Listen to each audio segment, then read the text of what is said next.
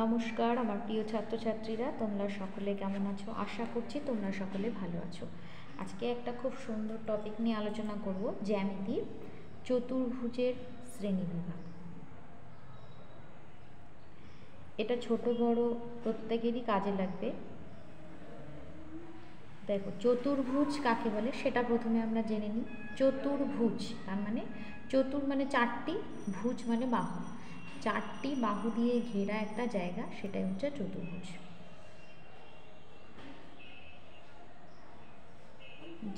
যে কোনো রকম হতে পারে, চারটা বাহু হলেই হলো, যেমনই হোক। তাহলে চতুর্ভুজের সংজ্ঞাটা কি হবে? প্রথমে সংজ্ঞাটা লিখছি। চতুর্ভুজের সংজ্ঞা: চারটি রেখাংশ দ্বারা সীমাবদ্ধ সামতলিক চিত্রই হলো চতুর্ভুজ।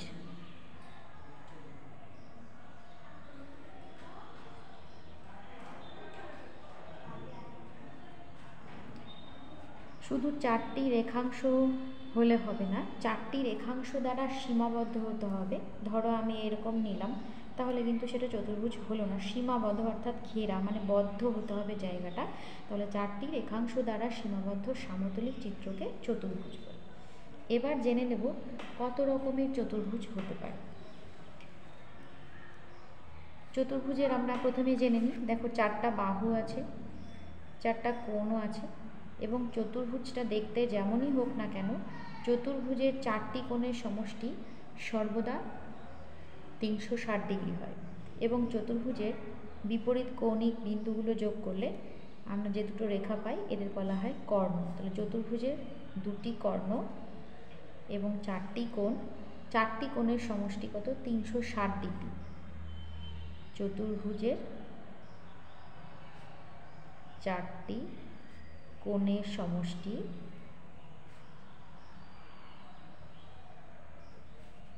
360 ডিগ্রি, বা 4 সমকোণ।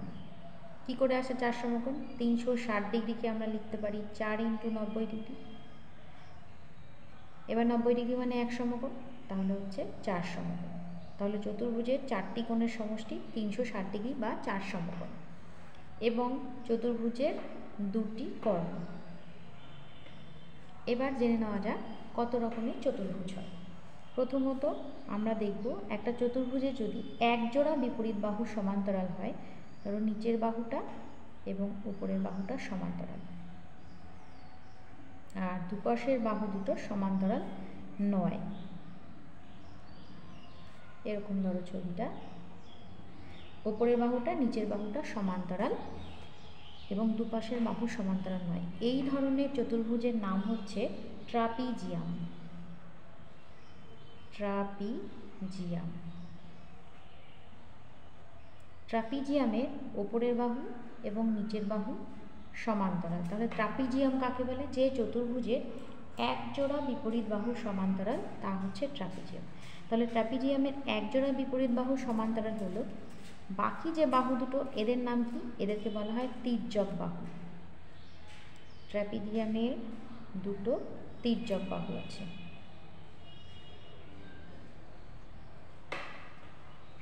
এরও দুটো কর্ণ এবং চারটা কোণের সমষ্টি 360 ডিগ্রি। এবার ট্রাপিজিয়ামের যদি তির্যক বাহু দুটো সমান হয়ে যায়, তাহলে ছবিটা কেমন হবে? উপরের বাহু, নিচের বাহু আর উপরের বাহু সমান্তরাল। ধরো এই পাশের তির্যক বাহু আর এই পাশের তির্যক বাহু সমান।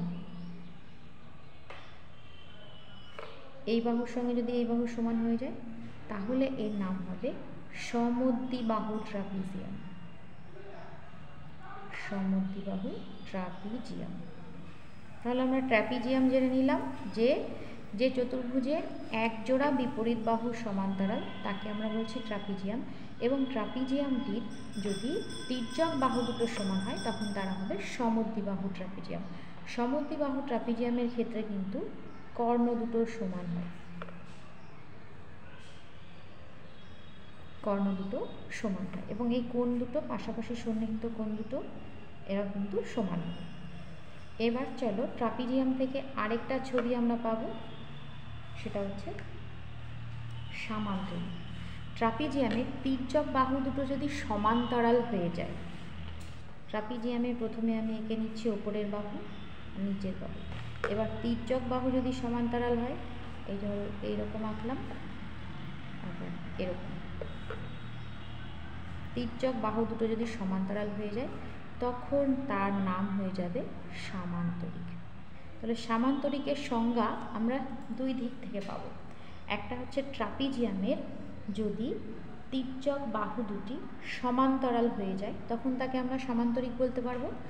আবার আরেক রকমভাবে বলতে পারবো যে চতুর্ভুজের দুই জোড়া বিপরীত বাহু সমান্তরাল তারা সামান্তরিক, মানে উপরের বাহু আর নিচের বাহু সমান্তরাল, বাম দিকের বাহু এবং ডান দিকের বাহু সমান্তরাল।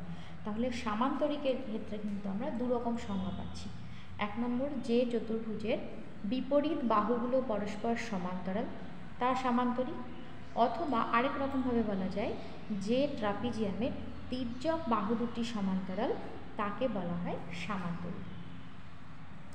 এবার সামান্তরিকের ক্ষেত্রে বিপরীত কোণগুলো সর্বদা সমান হয়, অর্থাৎ এই কোণের সঙ্গে এই কোণটা সমান হবে এবং এই কোণের সঙ্গে এই কোণটা সমান হবে।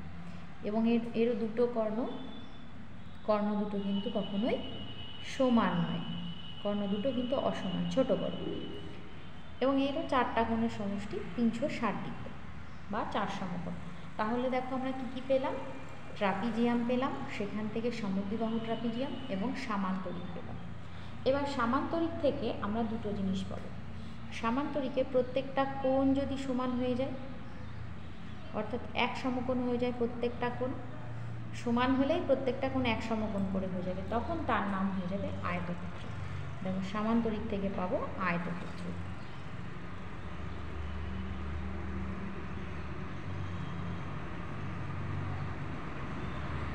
সামান্তরিকে যদি একটা কোণ সমকোণ বা 90 ডিগ্রি হয় তাহলে এর সঙ্গে পাশাপাশি যে বাকি যে কোণগুলো আছে প্রত্যেকটাই কিন্তু সমকোণ হবে, প্রত্যেকটা কোণই সমকোণ হবে, তখন এর নাম হয়ে যাবে আয়তক্ষেত্র। তাহলে আয়তক্ষেত্রের সংজ্ঞাটা কি?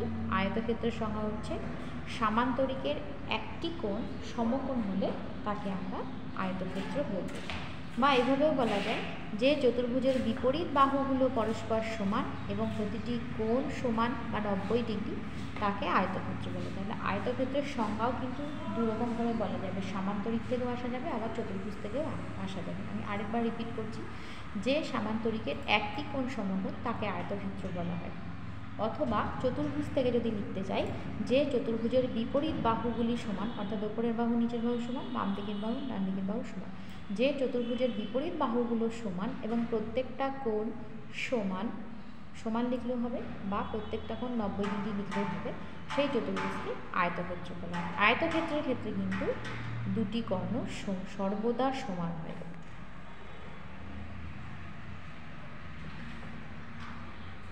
এবার সামান্তরিক থেকে আরেকটা জিনিস আসতে পারবো, সেটা হচ্ছে রম্বস।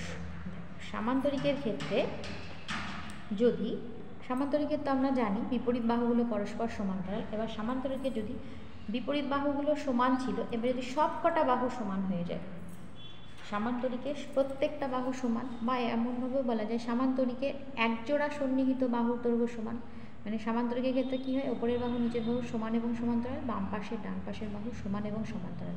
যদি সন্নিহিত অর্থাৎ পাশাপাশি বাহু দুটো সমান হয় তখন সেই সামান্তরিকটা রম্বস হয়ে যাবে। রম্বসটা দেখতে অনেকটা নিমকির মতো। আমি এইভাবে আঁকলাম, তোমরা কিন্তু এইভাবেও আঁকতে পারো, এইভাবেও রম্বস আঁকা যায়, অনেকটা নিমকির মতো। তো দেখো, যে সামান্তরিকের সন্নিহিত বাহু দুটো সমান, মানে পাশাপাশি বাহু দুটো সমান, তাকে আমরা বলছি রম্বস।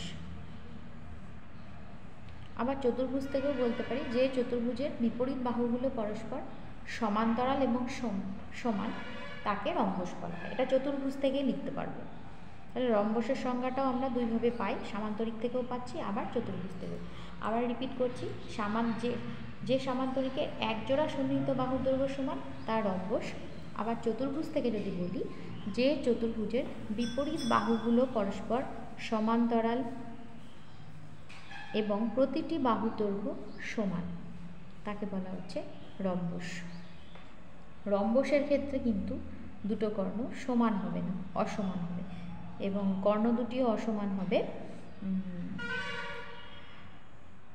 আর একটা বিশেষ বৈশিষ্ট্য আছে, রম্বসের এই যে কর্ণ দুটো পরস্পরকে কিন্তু সমকোণে সমদ্বিখণ্ডিত করে।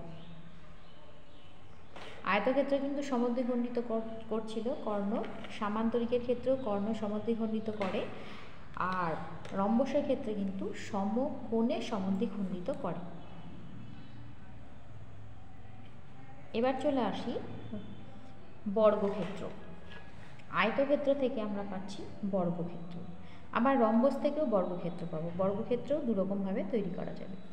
আয়তক্ষেত্রের যদি একজোড়া সন্নিহিত বাহু সমান হয়ে যায়, দেখো আয়তক্ষেত্রের বিপরীত বাহুগুলো সমান ছিল, এর কি হবে, সন্নিহিত বাহু সমান, মানে এই পাশাপাশি বাহু দুটো যদি সমান হয়ে যায়, তখন এই চিত্রটার নাম হয়ে যাবে বর্গক্ষেত্র। আবার আমরা রম্বস থেকেও আসতে পারি। আয়তক্ষেত্র থেকে আসলাম, আয়তক্ষেত্রের দুটো সন্নিহিত বাহুর দৈর্ঘ্য সমান হলে সেটা হয় বর্গক্ষেত্র। আর রম্বস থেকে যদি আসি, তাহলে রম্বসের একটি কোণ সমকোণ হলে সেটা বর্গক্ষেত্র হবে, কারণ রম্বসে কিন্তু প্রত্যেকটা কোণ এক সমকোণ করে নয়। যদি একটা কোণ সমকোণ বা 90 ডিগ্রি হয়ে যায়, তাহলে রম্বসের অবশিষ্ট কোণগুলোও কিন্তু 90 ডিগ্রি করেই হয়ে যাবে, তখন রম্বসটা হয়ে যাবে বর্গক্ষেত্র। বর্গক্ষেত্রের ক্ষেত্রে কি হয়, বর্গক্ষেত্রকে সমবাহু চতুর্ভুজও বলা হয়। চতুর্ভুজ থেকেও আসতে পারি আমরা বর্গক্ষেত্রে। যে চতুর্ভুজের বিপরীত বাহুগুলো পরস্পর সমান্তরাল, সমান এবং প্রত্যেকটা কোণ সমান বা প্রত্যেকটা কোণ 90 ডিগ্রি, তাকে আমরা বলি বর্গক্ষেত্র। সেইভাবেও লেখা যাবে, আয়তক্ষেত্র থেকেও লেখা যাবে, রম্বস থেকেও লেখা যাবে। এবার বর্গক্ষেত্রের ক্ষেত্রে কি হয়, চারটা বাহুই সমান, দুটি কর্ণ